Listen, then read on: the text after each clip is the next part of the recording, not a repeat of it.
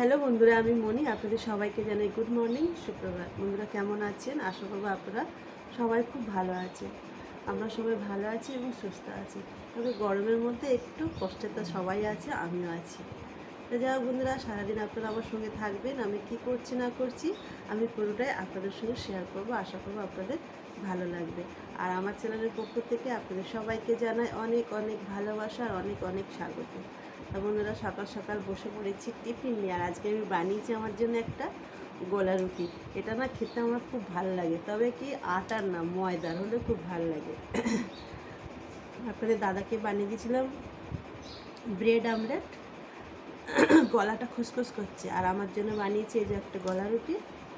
আর এখানে বানিয়েছি চা, একদম গরম গরম চা।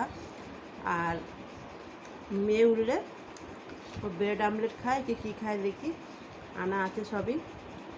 আর প্রচণ্ড গরম বন্ধুরা, প্রচণ্ড গরম। সকালবেলা একটু বাইরে বেরিয়েছিলাম, নোংরা ফেলতে বেরিয়েছিলাম। আর তখন দোকানে গিয়েছিলাম, দুধ ছিল না, দুধ আনলাম, ব্রেড আনলাম, ডিম আনলাম। এতটাই গরম, বাইরে যেন গরম হাওয়া বইছে। আবার ঘরে এসে ঠিকঠাক আছি।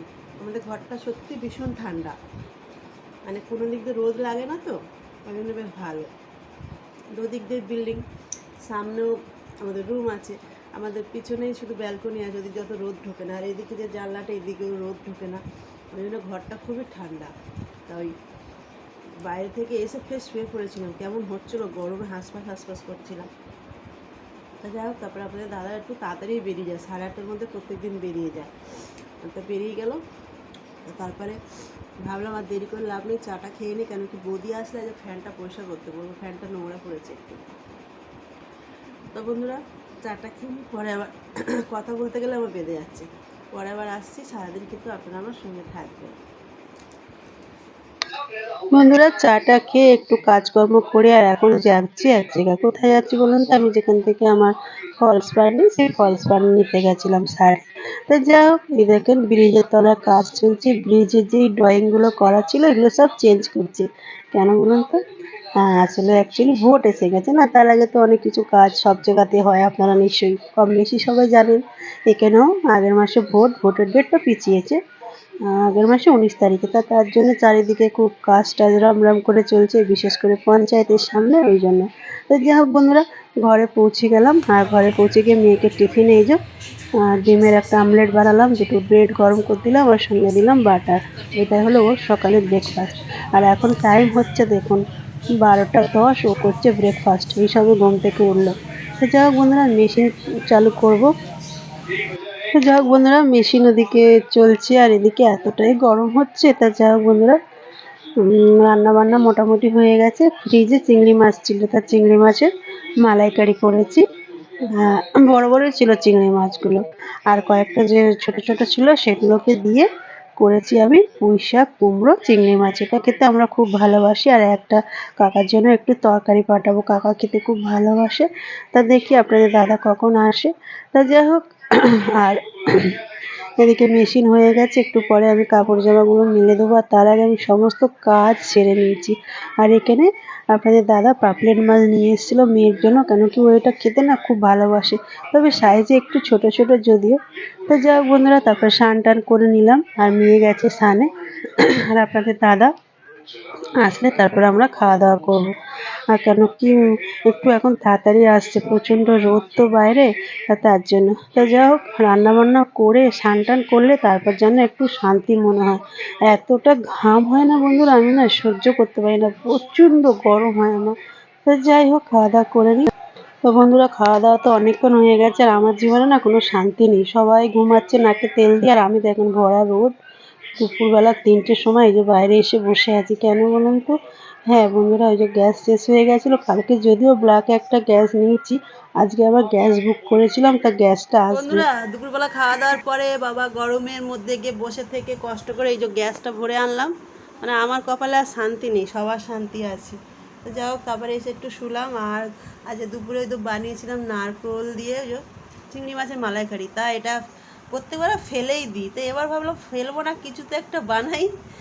তার জন্য এই যে ময়দা মেখে নিয়েছি, ছোটো ছোটো লেচি কেটে নিয়েছি, আর এটার সঙ্গে চিনি মিশাচ্ছি, মিশিয়ে একটা নতুন রেসিপি তৈরি করব। এটা অবশ্য অনেকেই জানেন, অনেকে বানিয়েছেন, তা আমি ভাবলাম বানাই, বিকেলে টিফিনে হয়ে যাবে। আর মেয়ে আর মেয়ের বাবা গেছে, মেয়ের গিটারের একটা তার কেটে গেছে, সেটা ঠিক করতে গেল। তা ওদেরকে বললাম তার আগে আমি এই খাবারটা বানিয়ে রাখি, ওরা তাহলে এসে খেতে পারবে। তা বন্ধুরা এটা বানিয়ে নিই, পরে আবার আসছি। বন্ধুরা এই যে ফেলে দেওয়া জিনিস দিয়ে দেখেন কি সুন্দর খাবার বানিয়ে নিলাম, একদম গরম গরম, খেতে দারুণ লাগবে।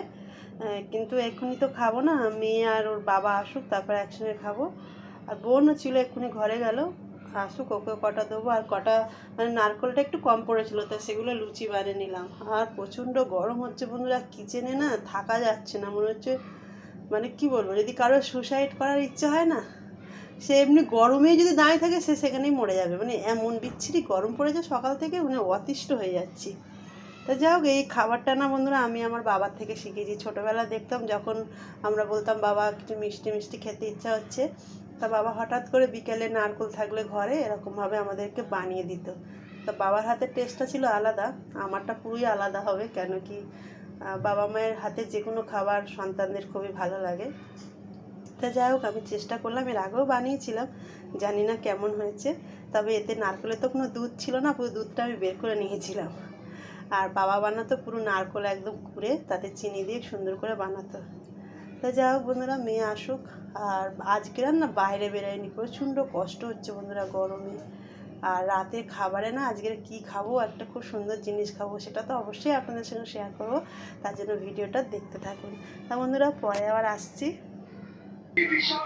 যাই হোক বন্ধুরা, রাতে কি খাবো আপনাদেরকে দেখিয়ে দিই, আপনারা যে বুঝতে নিশ্চয় পারছেন। এই যে কাঁচা লঙ্কা আছে, আর এই যে খাবো আজকে জল ভাত, মানে পান্তা ভাত। প্রচণ্ড গরম না, কিছু ভালো লাগছে না মুখে খেতে।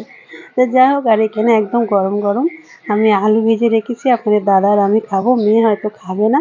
তো যাই হোক, এই যে তার সঙ্গে পেঁয়াজ কেটে নিয়েছি, কাঁচা লঙ্কা, আর সঙ্গে নিয়েছি আলু ভাজা। খেতে না দারুণ লাগে এই খাবারটা, তবে কি জানি না সহ্য করতে পারবো কিনা। তো যাই বন্ধুরা, ভিডিওটা এখানে শেষ করছি। ভালো লাগলে লাইক কমেন্ট শেয়ার করে দেবেন। টাটা।